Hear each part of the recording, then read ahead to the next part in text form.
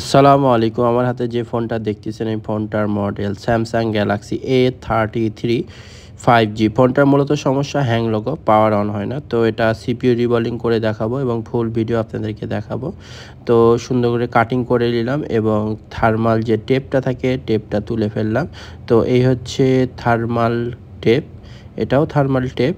তো এই হচ্ছে সিপিইউটা এখান থেকে ওপেন করব। হিটিং টেম্পারেচার আছে 424।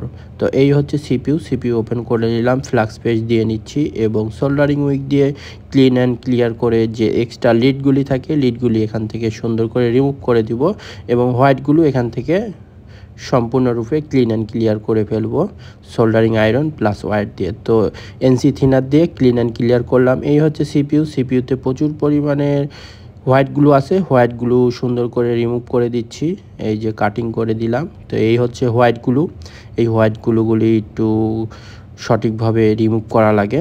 তো সিপিইউর এই অংশ প্রচুর পরিমাণ উইক হয়, তো অনেক সাবধানে কেয়ারফুলি কাজ করা লাগে এই অংশটা।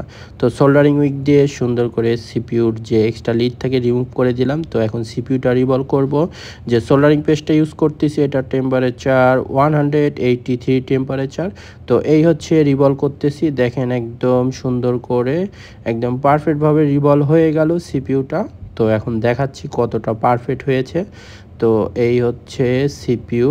তো আস্তে করে এই হচ্ছে সিপিইউর উপরে ফ্লাক্স পেজ দিয়ে নিলাম এবং রিসোল্ডার করে দিলাম। তো একদম পারফেক্ট রিভলভ হয়ে গেছে। তো আপনাদেরকে দেখাচ্ছি কতটা পারফেক্ট রিভলভ হয়েছে। তো এই হচ্ছে সিপিইউতে কোনো রকম কোনো বল মিসিং নেই। তো সিপিইউর যে সাইড বা যে দিক আছে দেখে সুন্দর করে বসিয়ে দিয়ে এখানে সোল্ডারিং করে এখানে সিপিইউটা সুন্দর করে ইনস্টল করে দিব।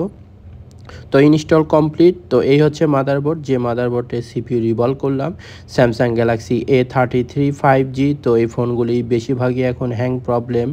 তো এই হচ্ছে সেটআপে লাগিয়ে দিলাম। তো এই হচ্ছে অন করলাম। তো এই যে অন হয়ে গেছে। তো তারপরে দেখি অন পুরোপুরি ফুললি অন হয় কি হয় না। তো স্যামসাং গ্যালাক্সি লেখা চলে এসেছে। তো আলহামদুলিল্লাহ কাজ ওকে। অন্য কোনো ভিডিওতে আবার কথা হবে। সবাই ভালো থাকবেন।